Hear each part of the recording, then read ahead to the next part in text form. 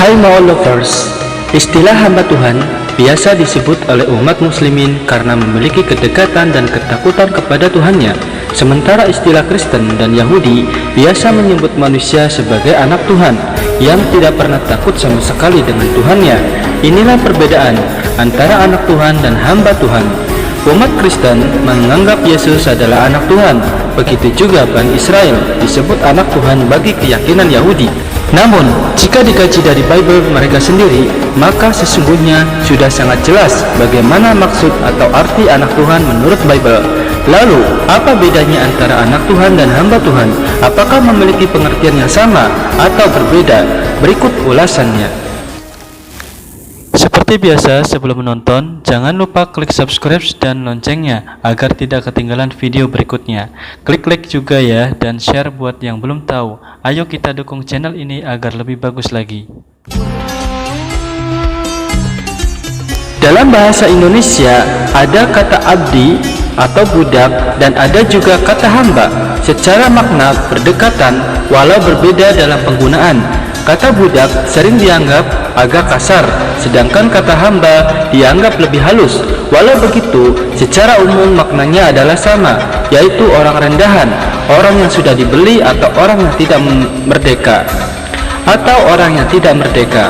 Dalam bahasa lainnya, ada kata slave dalam bahasa Inggris, dan doulos dalam bahasa Yunani atau ebed dalam bahasa Ibrani, dan abdu dalam bahasa Arab, yang berarti seseorang yang sudah dibeli untuk mengerjakan segala sesuatu sesuai perintah tuannya. Seorang budak bukan lagi orang merdeka dan tidak lagi berhak atas dirinya. Segala atribut yang melekat pada dirinya telah hilang. Yang ada adalah hak tuannya. Pada abad pertengahan, seorang budak bahkan bisa diperjualbelikan layaknya barang. Harga jualnya digantungkan di lehernya, seperti barang-barang yang kita lihat di supermarket. Jika ada yang cocok membeli, maka si budak akan dibawa pulang, dilubangi telinganya, dipasang anting-anting dengan nama tuannya, bukan nama dirinya. Ia sama sekali tidak punya hak untuk memiliki nama sendiri. Tugas seorang budak adalah melakukan pekerjaan sesuai dengan perintah tuannya. Disuruh perang harus siap, disuruh kerja tanpa istirahat harus mau, disuruh menyembah berhala harus menyembah berhala. Apapun perintah tuannya akan ia lakukan dengan senang hati atau terpaksa. Budak mirip seperti robot yang tugasnya melayani tuannya. Seperti yang kita lihat dalam film Gladiator, seorang budak bisa diperjualbelikan di pasar budak, lalu dijadikan petarung untuk melawan budak lainnya, atau bahkan melawan binatang. Dan ketika kalah dan mati pun tidak ada yang peduli. Tapi ketika menang, tuannya lah yang senang. Dengan datangnya gemerincing uang, si budak tetap hidup dengan ala kadarnya. Hubungan antara tuan dengan budaknya seringkali adalah hubungan yang dipenuhi ketakutan. Ancaman verbal dan kekerasan adalah hal yang biasa. Budak yang tidak menuruti perintah tuannya, maka hukumannya akan segera dijatuhkan tanpa belas kasihan. Tidak ada yang peduli, karena itu adalah hak tuannya. Orang-orang bahkan mempersalahkan si budak. Bagaimana dengan hamba Tuhan? Kalau seseorang telah menyematkan dirinya sebagai hamba Tuhan, maka berarti ia bukan lagi manusia merdeka. Kemerdekaannya telah dirampas, kebebasannya telah ditebas, kehendakannya telah musnah, hak-haknya tidak lagi diakui, dan bahkan kepribadiannya sendiri sebenarnya telah hilang. Setiap perilakunya dan bahkan pikirannya berada di ujung telunjuk tuannya.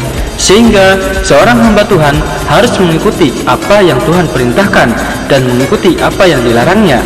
Sementara bagaimana dengan anak?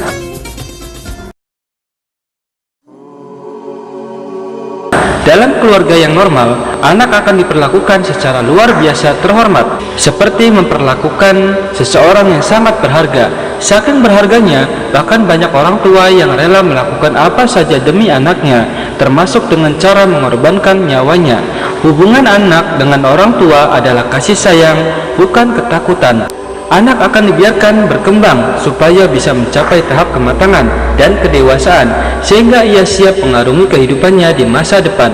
Ada aturan, tetapi kesadaran mematuhi aturanlah yang ditekankan, bukan hukuman. Panggilan yang paling indah dari si anak adalah Bapak, Rama atau Dedi. Begitulah manusia yang menyematkan dirinya sebagai anak Tuhan, maka berarti ia telah menjadikan hubungan dia dengan Tuhannya sebagai suatu hubungan pribadi yang penuh keintiman, intens, bukan hanya secara biologis, sampai Tetapi secara emosi dan spiritual tak ada jarak dan tak ada batas. Yesus dianggap anak Tuhan bagi umat Nasrani, begitu juga Yahudi adalah anak Tuhan. Lalu apa yang difirmankan Allah Subhanahu wa taala di dalam Al-Qur'an? Orang-orang Yahudi dan Nasrani mengatakan, kami ini adalah anak-anak Allah dan kekasih-kekasihnya. Katakanlah wahai Muhammad, maka mengapa Allah menyiksa kamu karena dosa-dosamu? Kamu bukanlah anak-anak Allah dan kekasih-kekasihnya, tetapi kamu adalah manusia biasa di antara orang-orang yang diciptakannya. Dia mengampuni bagi siapa yang dikehendakinya dan menyiksa siapa yang dikehendakinya, dan kepunyaan Allah lah kerajaan antara keduanya, dan kepada Allah lah kembali segala sesuatu. Quran Surat Al-Ma'idah ayat 18. Jadi, baik Yahudi dan Nasrani sama-sama sebagai hamba Tuhan yang harus patuh terhadap apa yang diperintahkan dan dilarangnya. Dan Yahudi dan Nasrani bukan anak Tuhan. Sebab itulah justru Allah Subhanahu wa taala menyuruh manusia menegakkan 4 kitab utama, sebagaimana Allah telah berfirman, katakanlah, hai ahli kitab, kamu tidak dipandang beragama sedikit pun hingga kamu menegakkan ajaran-ajaran Taurat, Injil dan Al-Quran yang diturunkan kepadamu dari Tuhanmu. Sesungguhnya apa yang diturunkan kepadamu Muhammad dari Tuhanmu akan menambah kedurhakaan dan kekafiran kepada kebanyakan dari mereka. Maka janganlah kamu bersedih hati terhadap orang-orang kafir itu. Quran Surat Al-Maidah ayat 68. Wallahu a'lam bishawab.